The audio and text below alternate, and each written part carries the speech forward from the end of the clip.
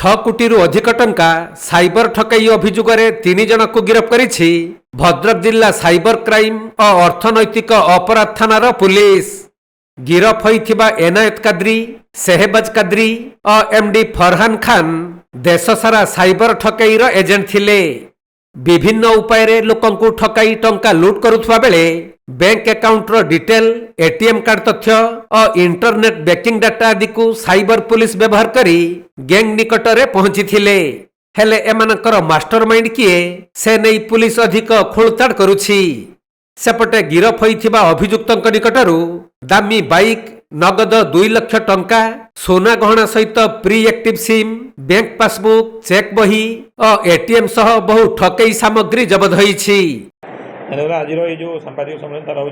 आम cyber crime and economic offence case 11 number case जोटार घटनाक्रम यही था जी आमर साइबर थाना इंचार्ज को गोटे खबर मिलता विश्वस्त सूत्र जे किसी युवक आमर भद्रक पुणा बजार थाना अंचल ये साइबर क्राइम रे संपृक्त अच्छा तेणु परवर्त समय ये मामलार तदंत अग्रसर होता हमको अटक रखी पचरा उचरा करने बहुत गुटे इनक्रिमिनेटिंग आर्टिकल्स जेपरिक आप देखाई आप देखिए पाखापी 4 टी ऊर्ध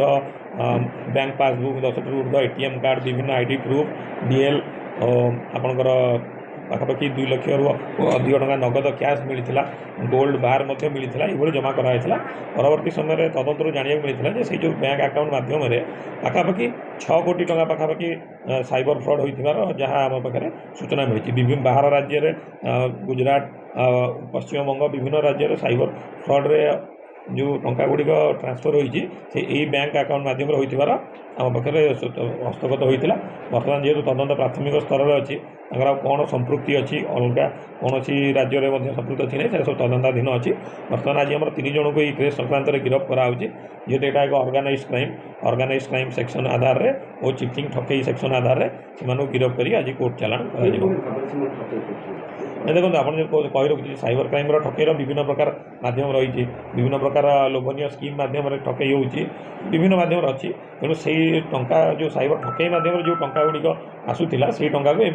विभिन्न अन्य जो बैंक अकाउंट मध्यम अन्य जगह ट्रांसफर करुले संपृक्त थे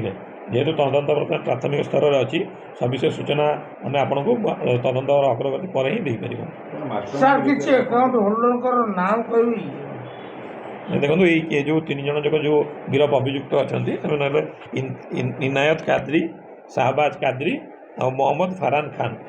समस्त 3 जन जाक आम पुणा बजार भद्रक अंचल बासिंदा अटन। सर जो 2टी बाइक जो उद्धार जबत कर बाइक दाम के देखो गोटे बाइक तो बुलेट मोटरसाइकेल जबत कराई अन्यटी एक सुपर बाइक जोटा कि कावासाकी निंजा बाइक जोटा कि पाखापाखि 12 लक्ष ऊर्ध तार बजार मूल्य बोली जहाँ आम पाखे सूचना अच्छी नहीं निश्चित मुझे जो कही रखिली जे तदंत बर्तमान प्राथमिक स्तर में अच्छी 3 जन को गिरफ कराई यही ऑर्गेनाइज क्राइम रे को मैंने अन्य संपृक्ति अच्छा परवर्त समय तदंत अग्रसर हेले से विरुद्ध आईन अनुसार कार्यानुष्ठान ग्रहण कर। भद्रक सुनील दत्तों रिपोर्ट, कोणार्क लाइव।